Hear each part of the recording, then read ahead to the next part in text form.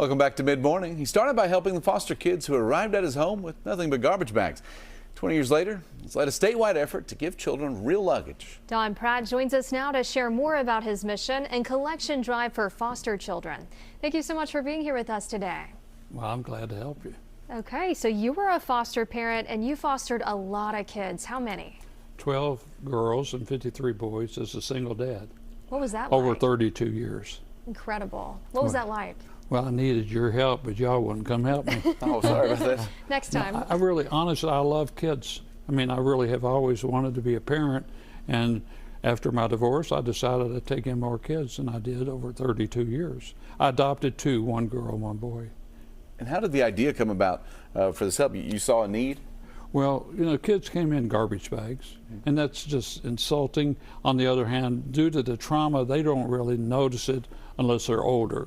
And then, of course, they realize they get to keep a free piece of luggage that people donate to me. I get thousands of pieces over 20 years plus. I've been doing this, tens of thousands of pieces all over Kentucky, including backpacks, duffel bags, carry bags, and large luggage with small luggage inside of it. So I have a carload now that takes somewhere in Kentucky, and I've just got to get on the phone and make some calls today. How do kids respond when they get their very own piece of luggage? Well, like I said, the trauma is probably more important than responding. I have substantial reasons for concerns for kids, including the fact that they have to be moved. We should not have children raising kids, and we have too many people that are not competent as a parent. We should change that and no longer have kids needing luggage, period. But this isn't a priority for our country.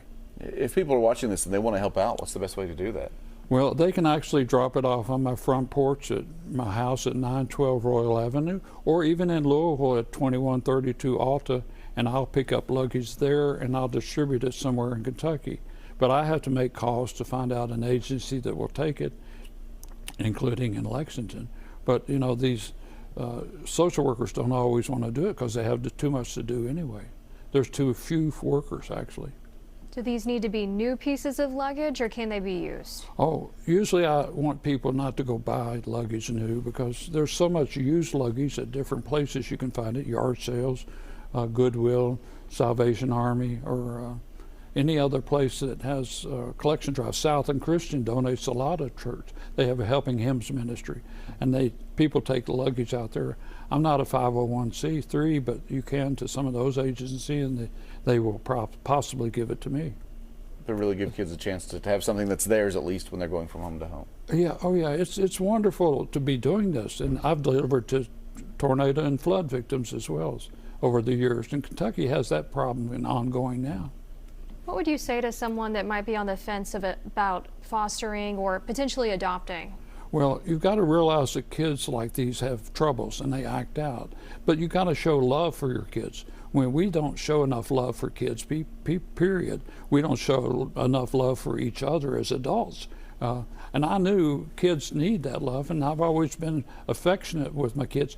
But you always have to remember, do not abuse these kids who have actually had bad touches. They have to learn what a good touch is. And these kids have all been abused. Okay. Thank you so much for coming in and talking to us. Well, thank you for having me.